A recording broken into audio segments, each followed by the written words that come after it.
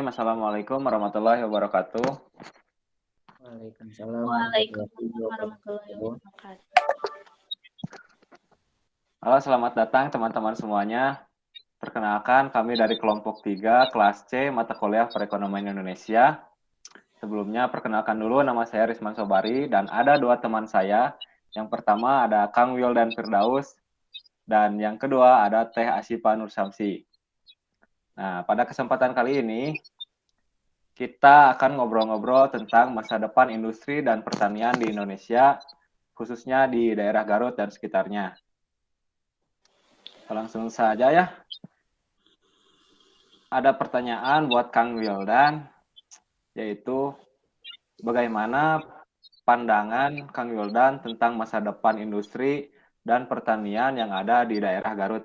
Mangga Kang Wildan. Oke, terima kasih atas waktunya. Kang Risman sebagai moderator. Berbicara tentang masa depan industri dan pertanian di Garut, itu menurut saya perkembangannya sangat bisa dikatakan susah di Garut itu ya, karena menurut survei itu banyak sekali lahan pesawahan yang sekarang dijadikan pabrik-pabrik gitu, Kang Risman. Nah, jadi buat lahan industri dan pertanian di Kabupaten Garut itu sangat susah, sangat minim banget gitu.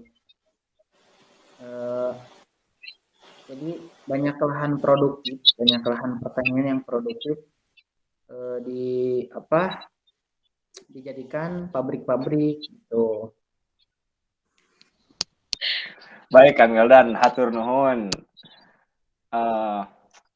Ini juga ada pertanyaan ya terkait sama dengan pertanyaan yang tadi buat Teh Asipa. Bagaimana caranya dalam mengatasi masalah yang akan timbul jika ada banyak pembangunan pabrik di lahan pertanian? Itu Teh Asipa. Baik, terima kasih kepada Kang Risman. Kalau menurut saya, cara mengatasi permasalahan yang akan timbul dari pembangunan pabrik dan juga perumahan, pastinya juga alih fungsi lahan akan semakin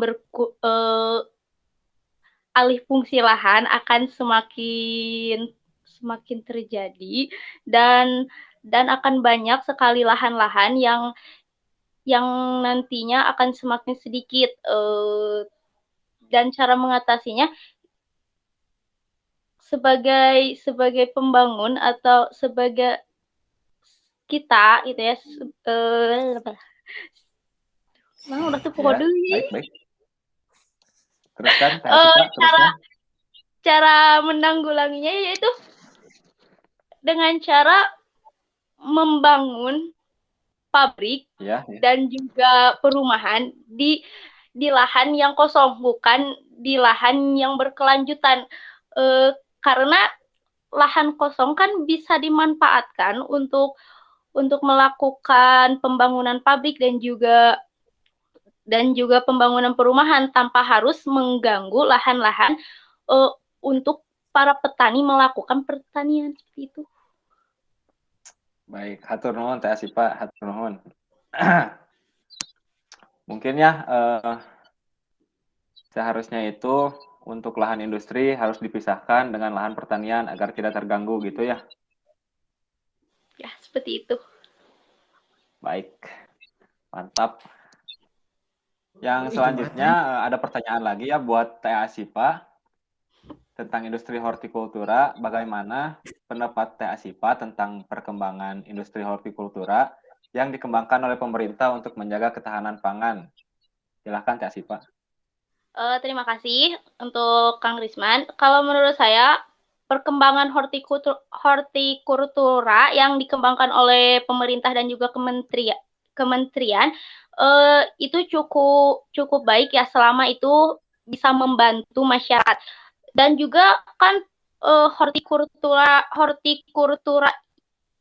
itu kan pemanfaatan lahan untuk pertanian, tentunya juga kan dalam pemanfaatan hortikultura harus bisa memilih komoditas yang dapat menguntungkan secara ekonomis.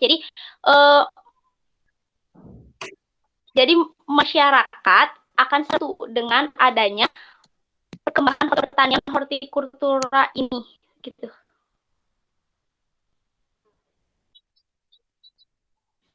Baik, hatur nuhun Teh Asipa.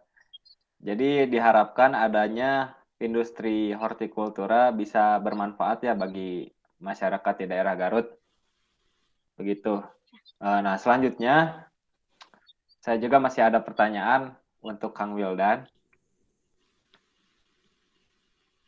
Yaitu, saya kan sudah baca-baca ya sedikit di artikel di internet.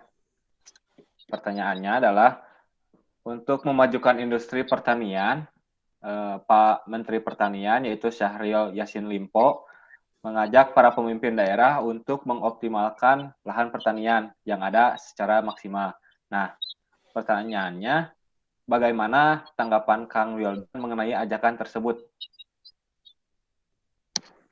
Oke, terima kasih. Mengenai tentang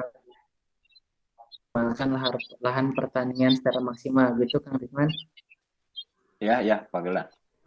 Oh, menurut tanggapan saya, menurut saya pribadi, yaitu sangat baik. Tapi kembali lagi ada sisi positif dan sisi negatifnya. Nah, saya ambil contoh di Limbangan, tepatnya di Desa Pangalengan di Kabupaten Garut. Itu lahan jagung sangat produktif. Itu produksinya sampai 550.000 ton per tahun menurut data. Nah, kemudian sisi negatifnya di daerah tersebut ada tantangan cuaca dan yang kedua krisis pandemi. Nah, cuaca ini kan bisa menyebabkan kemudian pandemi ini sangat jadi sangat menghambat untuk lahan pertanian jagung ini. Saya ambil contoh yaitu yang di Limbangan tadi. Itu mungkin Kang Risman. Ya, siap. Hatur nuhun Kang Wildan. Untuk pertanyaannya mungkin dicukupkan sekian ya.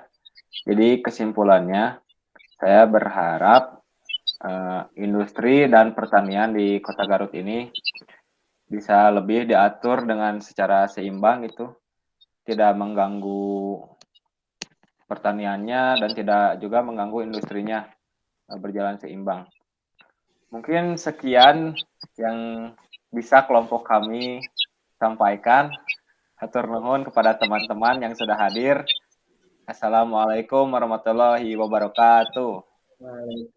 Waalaikumsalam warahmatullahi wabarakatuh.